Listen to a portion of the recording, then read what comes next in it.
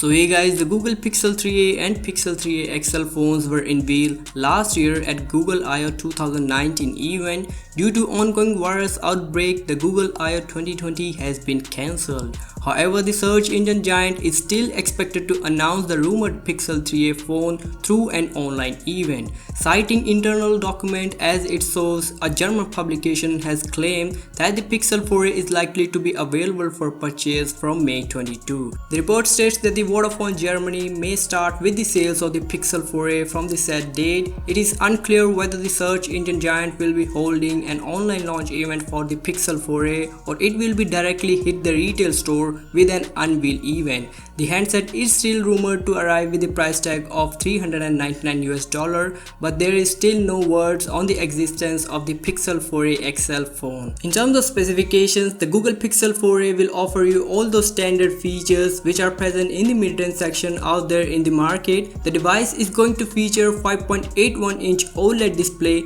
that has a punch hole at the upper left corner. It supports Full HD Plus resolution but a 60Hz panel only. The Snapdragon 730 processor is expected to power the Google Pixel 4a. The handset has 3080 mAh of mAh battery that supports up to 18-watt fast charging. It has a rear-facing fingerprint reader and 3.5mm audio jack just like its predecessor Pixel 3a. The Pixel 4a has a front-facing camera of 8 megapixels. The rear camera shell of the device has a square-shaped camera housing. It has an LED flash assisted with 12.2 megapixel single camera. The handset is likely to arrive in 64GB and 128GB of internal storage. So that is it in today's video guys. Let me know in the comment section below what do you guys think about this Google Pixel 4a and I'll see you in my next video.